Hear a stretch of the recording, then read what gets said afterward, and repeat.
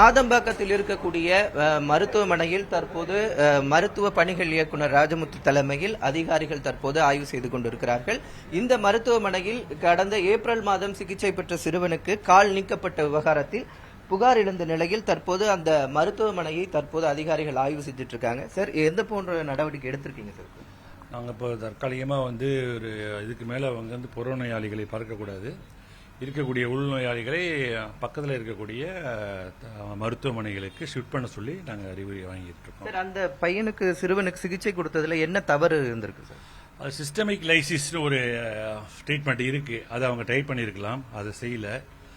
ரெண்டாவது இவங்க எது செஞ்சாலும் சரி, எந்த ப்ரொசீஜர் பண்ணாலும் அந்த பேஷண்ட்டுடைய அவங்க அட்டெண்டர்ஸ், அவங்க அம்மாவுக்கு அப்பாவுக்கும் இதை பற்றி விவரமாக எடுத்து சொல்லணும். எடுத்து சொல்லி இதனுடைய பின்வழிகள் இப்படி வந்திருக்கலாம் அப்படிங்கிற அந்த விஷயத்தையும் அவங்கள்ட்ட சரியான முறையில் எடுத்து சொல்லவில்லைனாலையும் இவங்ககிட்ட சரியான வசதிகள் இல்லை அந்த அந்த ப்ரொசீஜர் செய்கிற அளவுக்கு. அதனால இவங்க பார்ட்டில் கொஞ்சம் மிஸ்டேக் இருந்ததுனால நாங்கள் அடுத்த நடவடிக்கை இது எடுத்துருக்கிறோம். இப்போ என்னென்ன சார், 7 நாளில் விளக்கம் கொடுக்கணுமா எப்படி சார்? அவங்க அப்பீலுக்கு வரலாம்.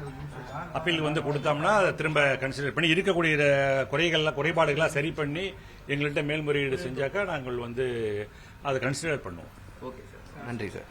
இது போன்ற இந்த சிறுவனுக்கு அதாவது கால் நீக்கப்பட்ட விவகாரத்தில் புகார் எழுந்த நிலையில் தற்போது அந்த மருத்துவமனையில் அதிகாரிகள் ஆய்வு செஞ்சுட்டு இருக்காங்க.